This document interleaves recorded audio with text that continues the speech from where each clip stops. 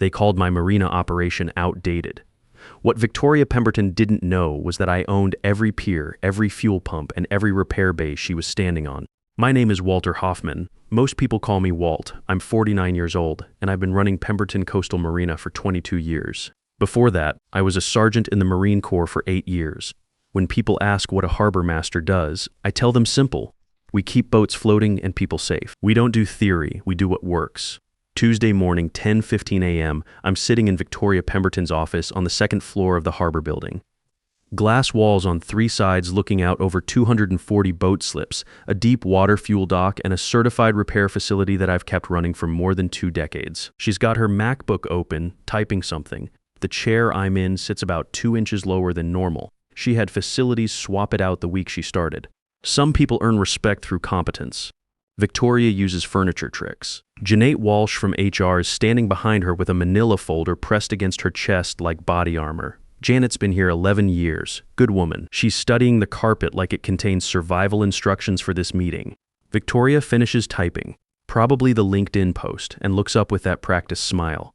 The one that says she's about to ruin your day and feels great about it. Walt, I want to be transparent about our operational restructuring. We've identified several inefficiencies in the current marina model, and frankly, your facility represents outdated overhead that doesn't align with our modernization goals. I don't say anything. My hands stay folded. The tide chart in my pocket sits still. We're pivoting to a curated waterfront experience. Event hosting, premium charters, wine partnerships, the fuel dock, the repair bays, these are relics, Walt. They smell like diesel and they look like 1987. We need to optimize this footprint. She waits for me to argue. I don't. Your position as Marina Operations Director is being eliminated effective immediately. Jeanette has your separation paperwork. We're providing 2 weeks severance, which is generous given the restructuring scope. She does this little head tilt and exhale through her nose, the laugh she uses when she thinks someone's too simple to understand the big picture. I know change is difficult, especially for people who've been doing the same thing for decades. But this is what forward-thinking business looks like. Janate shifts her weight, still hasn't looked up. I can hear the marina through the glass, a diesel engine idling at the fuel dock, the clang of a shackle against an aluminum mast somewhere down Sea Dock. Sounds I've been hearing for 22 years, sounds she just called relics. I unfold my hands. Stand up, pick up my coffee from the corner of her desk. Understood. Thank you. 4 words. That's all she gets. I walk out. Behind me, Janet exhales. Not the same way Victoria does it. Janet's exhale is relief. The kind you hear when someone's been holding their breath during a conversation they wanted no part of. The LinkedIn post goes up 14 minutes later. I know because Troy Valdez screenshots it and texts it to me before I reach my truck. The headline reads, "Difficult Decisions and the Courage to Modernize." She used the hashtag curated experiences. Here's what Victoria Pemberton didn't know and what nobody in Pemberton Coastal Enterprises' current leadership had bothered to find out in over a decade. She didn't just fire her Marina Operations Director. She fired her landlord. 14 years ago, a man named Gerald Stone filed Chapter 7 bankruptcy. Jerry owned the marina's physical infrastructure, every slip, the fuel dock, the repair facility. All 240 slips, the deep water fuel dock, and the certified repair bays, Jerry had built most of it himself over 35 years. When his finances collapsed, the whole package went to auction as part of the bankruptcy estate. Pemberton Coastal Properties was offered right of first refusal. Catherine Pemberton, Victoria's mother who built the business over 30 years, passed. The price was $2.3 million, and she didn't want the capital exposure. Fair enough. Her call. I called Clay Morrison that same afternoon. Clay and I served together at Camp Pendleton. Same unit. He separated 3 years before I did. Went to law school on the GI Bill, built a practice in maritime and real estate law, waterfront property, commercial leases, LLC structures. That's Clay's world. We've had lunch every month for longer than I can remember. Clay doesn't waste words. Neither do I. That's why we work. I told him the marina was on the market. I told him the price. I told him Pemberton had passed. Pause. Then Clay said 5 sentences that changed everything. Buy it yourself. File it under an LLC. Lease it back to them at market rate. You can always sell later, but only if you want to. So I did. I formed Hoffman Marine Holdings LLC. Put down $380,000 in personal savings. Every dollar I'd saved since separating from the Corps. Financed the rest through a regional marine lender. Purchased the entire marina asset at the bankruptcy auction. Then I leased it all back to Pemberton Coastal Properties under a master lease agreement. Market rate, documented, notarized, filed with the county recorder's office. Everything clean, everything legal, everything in plain sight for anyone who cared to look. Nobody looked. The lease auto-renewed every 3 years. It renewed 4 times without a single amendment over those 14 years. Nobody in Pemberton's current leadership ever read it. The document sat in the original acquisition files, buried under a decade of personnel changes and organizational amnesia. But Clay read it. Clay wrote it. And there's a clause in Section 14C of that master lease agreement, property manager removal clause, that says something very specific. In the event the lessee's designated property manager is removed, terminated, or otherwise separated from his operational role by the lessee without mutual written consent of the lessor reserves the right to initiate immediate lease termination proceedings with 48 hours written notice. In plain English, if Pemberton fires me, I can pull the lease on the entire marina, every slip, the fuel dock, the repair facility, all of it. 48 hours notice. Clay had insisted on that clause 14 years ago. I remember asking him if it was necessary. He looked at me the way he looks at people when they've said something disappointing. Walt, you're leasing your own property back to people who will eventually forget you own it. Protect yourself. That's not paranoia, that's tactics. So when Victoria Pemberton sat behind that glass desk at 10:15 a.m. on a Tuesday and told me my marina was outdated, I folded my hands, I listened to every word. I stood up, I picked up my coffee. Understood. Thank you. And I walked out of that building with the same composure I learned in Kandahar, when the mortar rounds are incoming and the only thing keeping people alive is the Marine who doesn't panic. I didn't panic. I walked to my truck, set my coffee in the cup holder, pulled out of the lot, and drove 6 blocks to Murphy's Diner on Harbor Street, the one with the vinyl booths and the waitress who's been there since before I started at Pemberton. I sat down, ordered black coffee, took out my phone, called Clay. He picked up on the second ring. They did it, I said. 2-second pause. Tuesday at 10:15. I'll have the notice drafted by tomorrow morning. Certified mail, return receipt, delivered to Pemberton's registered business address and Catherine Pemberton personally, 48 hours from delivery. That's the clause. That's the clause. I hung up, drank my coffee. The waitress refilled it without asking. Outside the window, I could see the tops of the mast lights down at the harbor. My harbor, my slips, my fuel dock, my repair bays. The Marina Victoria Pemberton had just fired me from didn't belong to Victoria Pemberton. It didn't belong to Catherine Pemberton. It didn't belong to Pemberton Coastal Properties. It belonged to Hoffman Marine Holdings, LLC. It belonged to me. Tuesday afternoon, I drove home. Wesley was at work. Sophia was at daycare. The house was quiet. Rusty was waiting at the door, tail going the way he always does when I come home at the wrong time. Dogs know, they always know. I sat at the kitchen table with my phone in front of me. I didn't call anyone. I didn't send emails. I didn't write posts about difficult decisions and the courage to modernize. I opened a beer, scratched Rusty behind the ears, and I waited. That's the part people don't understand about patience. It's not passive, it's tactical. Every minute you don't react is a minute you're choosing precision over noise. I learned that in Iraq with IEDs on every street corner and a squad depending on me to read the situation exactly right. You don't move until you know where the blast pattern goes. Then you move once and you move right. Let me tell you about those 22 years. In June of 2019, Hurricane Dennis clipped the coast hard enough to destroy the fuel dock's primary pump system. Red snapper season was 18 days in. 20 charter boats running daily trips, commercial guys pulling quota. Every one of them depended on that fuel dock because the nearest competing deep water fuel facility is 45 miles up the coast. 45 miles, that's not an inconvenience. That's a death sentence for a charter operation running on tight margins and tighter schedules.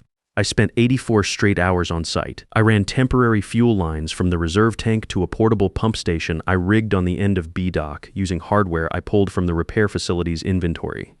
I didn't sleep, I didn't go home, I ate gas station sandwiches and drank vending machine coffee that tasted like someone had filtered it through a boat battery.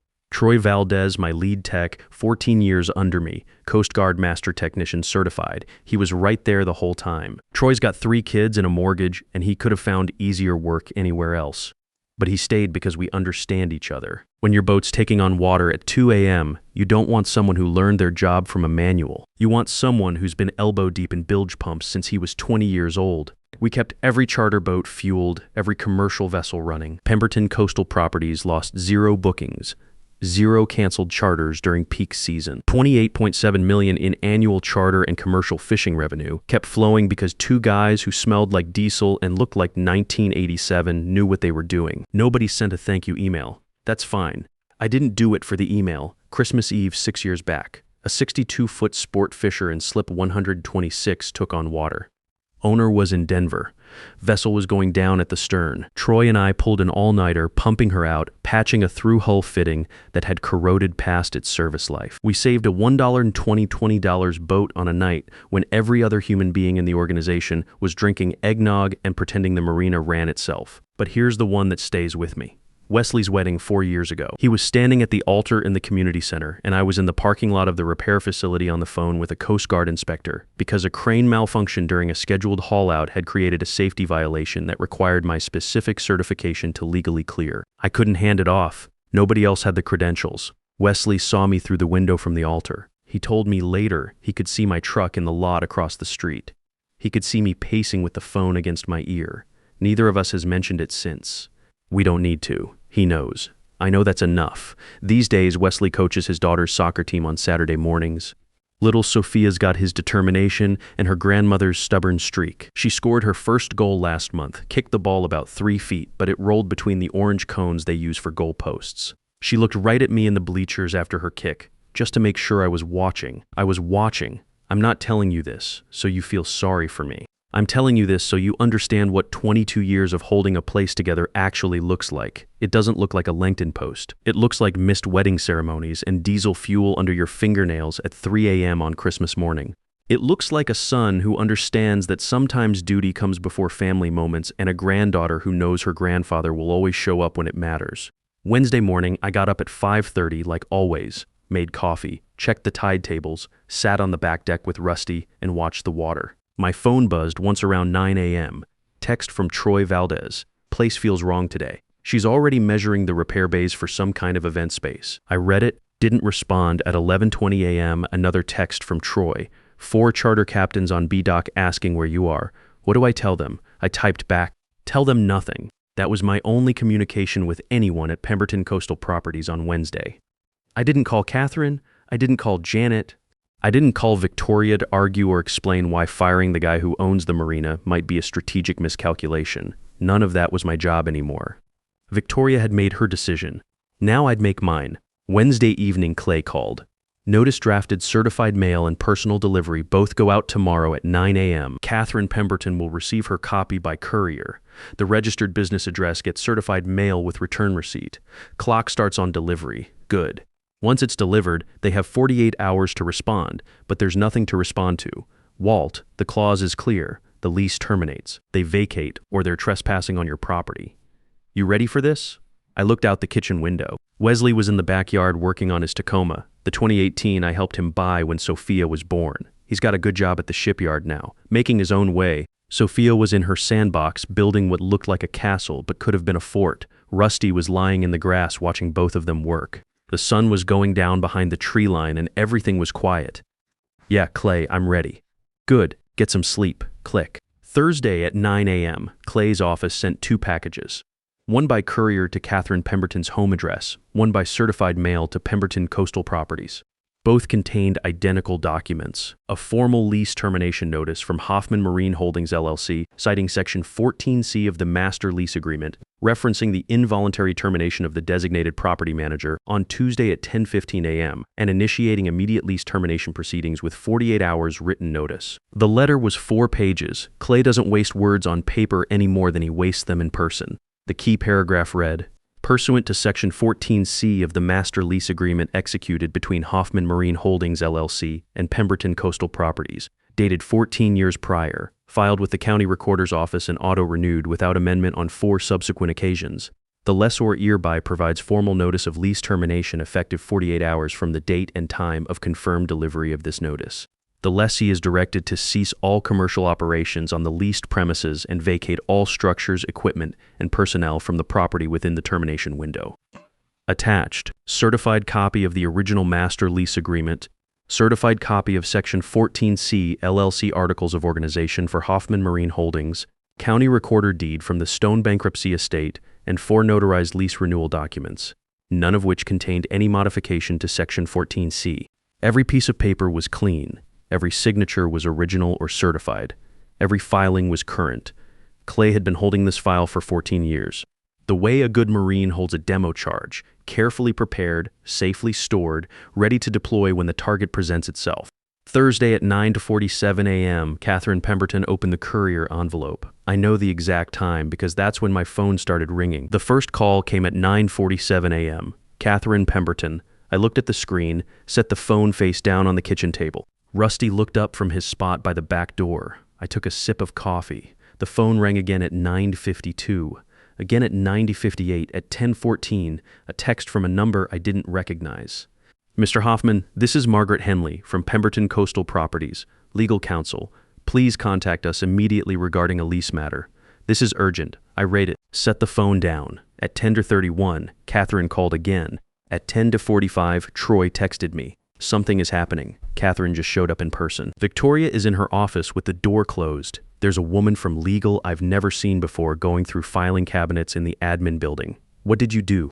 I typed back, read your lease. By Friday morning, I'd received 28 calls from 7 different numbers. Catherine, Margaret Henley from legal, Janet Walsh, and 4 calls from numbers that traced back to Victoria Pemberton's personal cell. Victoria's text arrived at 3:22 p.m. Friday. Walt, I think there's been a misunderstanding about some paperwork. I'd love to discuss this like professionals. Let me know when you're available, like professionals. She fired me 3 days ago using the phrase outdated overhead. Now she wanted to discuss things like professionals. I didn't respond. Friday at 2 p.m., Margaret Henley filed a response to Clay's termination notice. Clay forwarded it with a 2-word assessment, no merit. Their argument, the property manager designation in Section 14C was ambiguous and didn't specifically name Walter Hoffman. Clay's response, filed at 4:30 p.m. that same day, included 3 exhibits.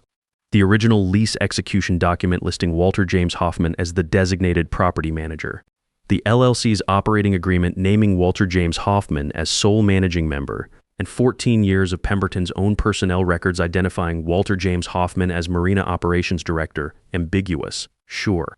Friday at 6:15 p.m., Catherine Pemberton's 29th call came in. I was sitting on the back deck. Wesley was inside giving Sophia her bath, reading her the same book about boats I used to read to him when he was small. Rusty was at my feet. The phone lit up on the arm of my chair. I looked at it. I looked at the water. The sun was dropping behind the marina, my marina, and the light was catching the mast tips of 40-some sailboats lined up along the docks like a row of silver needles against an orange sky. I picked up the phone, held it for 2 rings, then I set it back down. Click. Not the click of answering, the click of deciding. 29 missed calls, 8 voicemails, 2 legal filings, 1 text message from a 32-year-old MBA who wanted to discuss things like professionals after calling my life's work outdated overhead. And I was sitting on my back deck drinking black coffee, watching the sun go down over property that had my name on the deed. Sometimes patience doesn't look like strength. It looks like a man not picking up his phone. But every second of silence was a sentence I didn't need to say. The 48-hour window was closing. Pemberton had no legal standing, no amended lease, and no leverage. Margaret Henley knew it.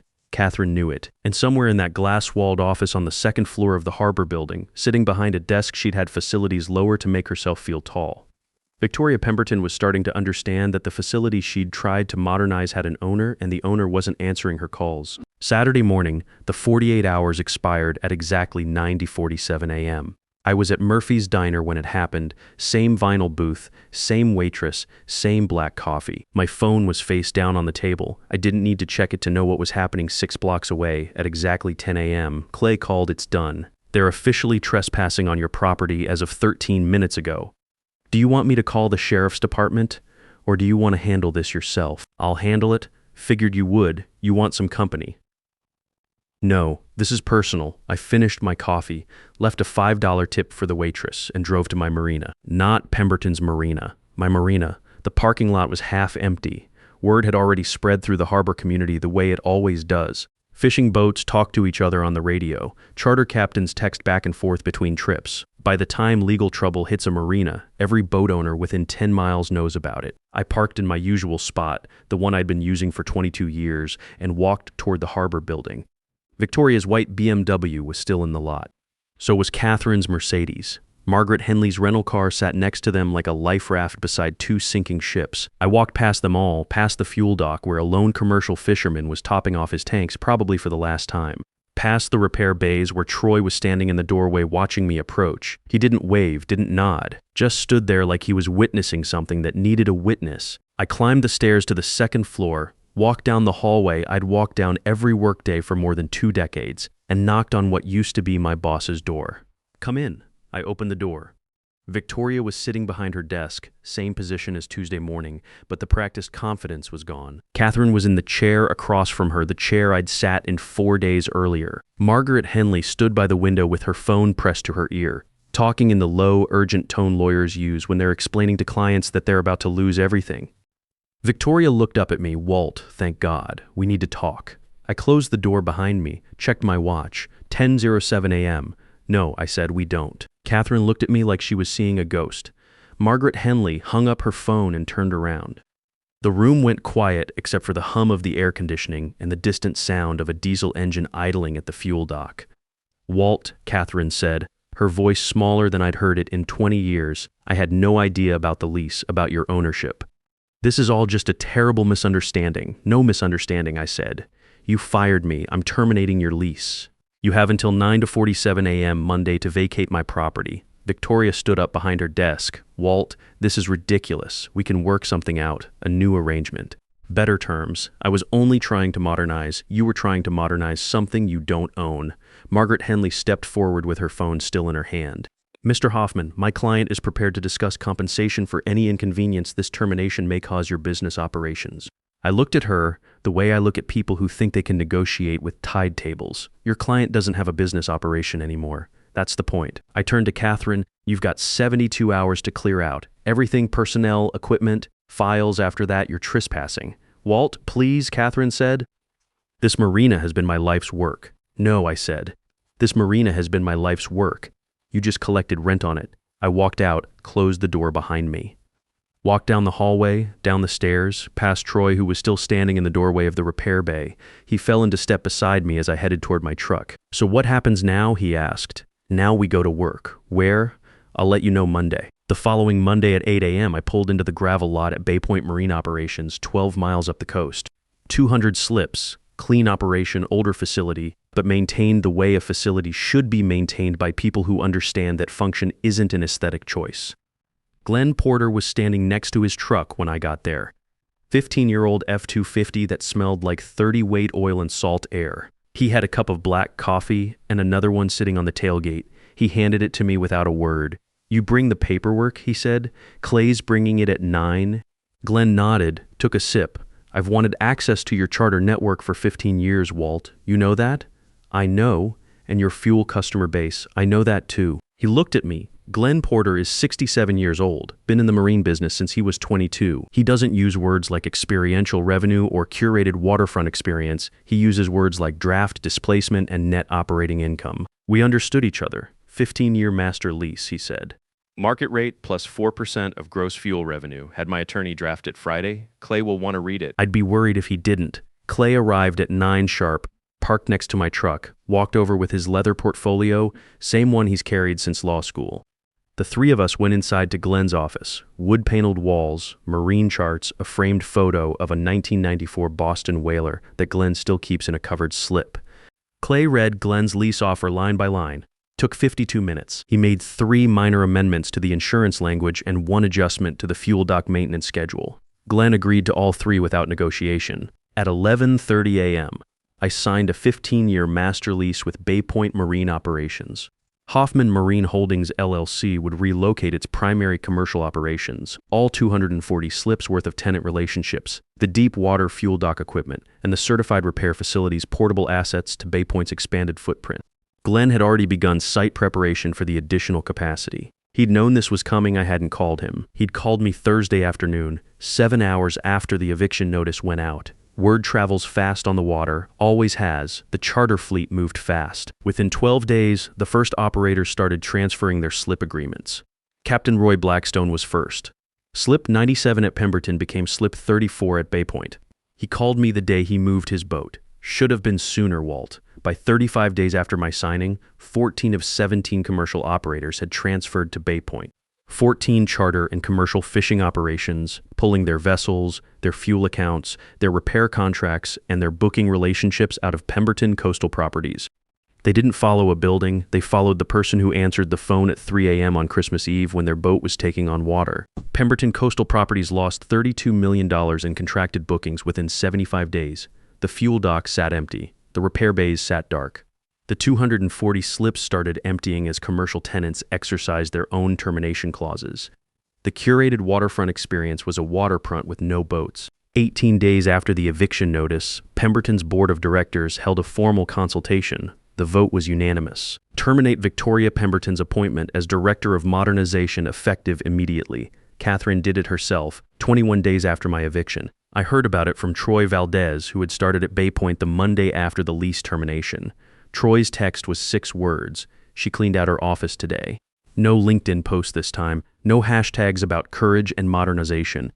Victoria Pemberton walked out of that building carrying a single cardboard box. That Thursday evening, I finally called Catherine Pemberton. She picked up on the first ring. Walt, Catherine, pause. I could hear her breathing. I let family cloud my business judgment. I owe you an apology, not because of the lease, because of what she said in that office, about your work, about the marina. That was unconscionable. I should have read that lease, Walt. Should have read it 14 years ago and every year after. Yeah, you should have. Another pause. Is there any path back? I looked out the window. Wesley was at the kitchen counter helping Sophia with a puzzle. Rusty was under the table hoping for dropped pieces. Everything was quiet. No, Catherine, there isn't. I understand. I know you do. That was it. 2 people who understood what had been lost because someone with 16 months of hospitality consulting experience decided that competence was outdated. Saturday morning, I sat in the bleachers at the youth soccer field. Wesley was coaching Sophia's team the same way he approaches everything else in life, with patience, precision, and the understanding that fundamentals matter more than flash. Sophia scored during the scrimmage a clean kick that found the bottom corner of the goal. She looked at the bleachers after her kick, just long enough to see me there. I was there that evening. I sat on the back deck with 3 fingers of bourbon, not the daily drinker. The bottle Clay had given me 3 Christmases ago. Rusty was at my feet. The sun was going down over the water. Not Pemberton's marina, not Bay Point's marina, just the water. My phone buzzed. Text from Troy Valdez. First week at Bay Point in the books. Feels like home already. I typed back. Good. Get some rest. Big day tomorrow. Sometimes justice doesn't roar. It arrives on certified letterhead, filed with the county recorder, delivered with return receipt. And sometimes the most powerful thing a man can do is sit on his own deck, drinking his own bourbon, watching the sun go down over water that belongs to everyone and no one. Knowing that the people who mistook his patience for weakness just lost everything he built. Because facilities don't make a marina. People do. And when you fire the person who held it all together, don't be surprised when the whole thing comes apart in your hands. If you've ever had a boss who thought your experience was outdated until they needed it to save their business, you know exactly what I'm talking about. If you've ever watched someone with a fancy degree dismiss decades of hands-on knowledge, you understand the satisfaction in this story. And if you've ever been written off because of your age or your approach, remember this. Competence doesn't have an expiration date. The people who've been doing the job longest usually know something the consultants missed. Sometimes the best revenge is simply letting incompetence reveal itself.